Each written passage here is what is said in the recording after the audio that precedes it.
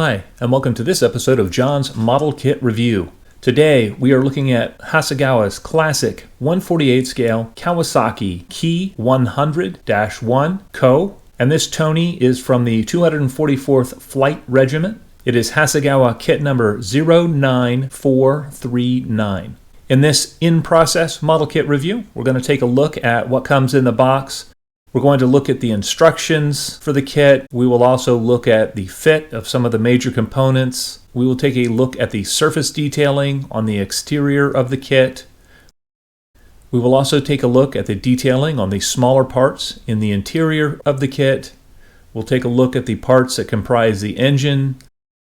We'll also look at the clear parts and what comes in the box with those. We'll take a look at the kit decals and talk about those. We'll also take a look at the color and marking guides, and then I'll give my conclusions at the end. Right off the bat, man, this is a kit I'm really looking forward to completing. I really like the subject matter. The kit box art is just beautiful. Taking a look at the instructions here, Step 1 covers the cockpit interior, and I have some of the interior parts laid out here and just loosely fit together. And you can see the detail is pretty decent. It's certainly going to be acceptable with what will be visible through the cockpit canopy. I might thin down the sides of the seat pan a little bit and add some seat belts, but overall it looks pretty good.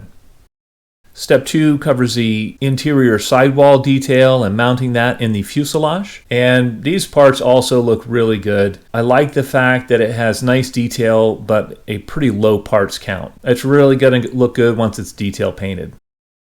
Step 3 is mounting the interior and the engine into the kit. We'll look at the engine parts here. They look really nice. The engine itself is very closely cowled, so if you take your time and detail paint this, it'll certainly be acceptable with what's visible on the finished kit. Just dry fitting the fuselage halves on this kit, it looked really good. I didn't see any problem areas. It fits very nicely. Step 4 is just installing the gun covers, the engine cowl front, and the gun sight. Step 5 is attaching the upper and lower wings. I might attach the upper wings to the fuselage halves first, just to make sure I get a really clean wing to fuselage fit on the upper side.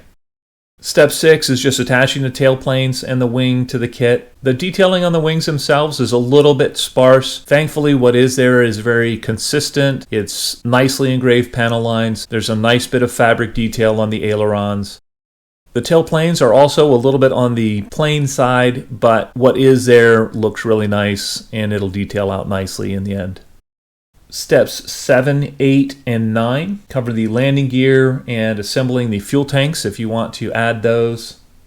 I've got a picture of the gear doors and you can see the detail on the inside. There are a few ejector pin marks on the inside of the gear doors, but honestly they're going to be hidden by the landing gear. I would suggest cleaning them up as best as possible before building it. In step 10, we're installing the lower wing cover and the landing gear and landing gear doors. And this lower wing cover, I've heard in some reviews that this gave people problems, but honestly, dry fitting everything, I've got a couple of pictures here, and this is just loosely held in place. It really looks like the fit of this kit is going to be excellent. I don't think I'm going to have to use any filler at all. It does not look like a trouble spot to me. Step 11 is just adding the optional fuel tanks and oil cooler door. Step 12 just covers assembling the prop and then attaching the prop and the clear bits and the other final small bits to the fuselage.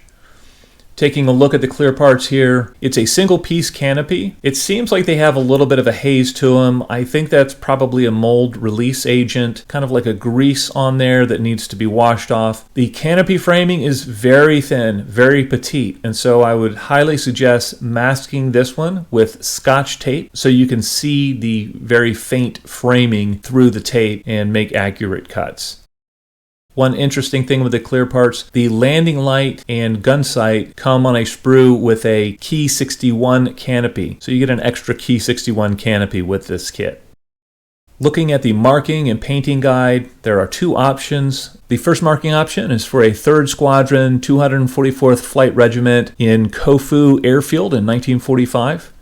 And the second option is from the 2nd Squadron of the 244th Flight Regiment. It has profile views of both sides of the aircraft, and it also has plan views of both of these aircraft, so that's nice. The decals themselves look nice. I don't anticipate any trouble with these decals. I would suggest using a little bit milder decal setting solution like Microsol and Microset. There are just a few decals on this sheet that have white on them, and it's the typical off-white that Hasegawa printed some of their decals. It's almost an ivory color. I will probably simply replace those decals with different ones or use a different version so I'm not using the white decals on this aircraft. In conclusion, man, I'm really stoked about finishing up this kit. The fit overall looks excellent. The detail parts on it are certainly adequate. The engine is going to detail up nicely. In looking at the surface detailing on the major parts, it's not overdone. What is there is very crisp and consistent. And I may try to add a little bit more surface detail to the kit, a little bit more interest to the kit with my weathering techniques and my finishing techniques. The instructions on the kit are very clear, very concise, nice paint callouts. The decals look usable. As I said, I would just not use the white decals in here. And one of the things I love about this kit, you really get a nice representation in the end without resorting to a really high parts count. Then if it's not a painful build, you can spend more time painting, weathering, and detailing these kits. I would recommend this kit for modelers with 1 or 2 kits under their belt. It's really going to be an easy kit to build, and I don't anticipate any major problem areas with it. This one, I'm going to give it 2 thumbs up. Highly recommended. Well, I'd love to know what you guys think. If any of you have built this kit before and want to comment, please feel free to do so in the comment section below. As always, I hope you found this video entertaining and informative, and until next time, model on.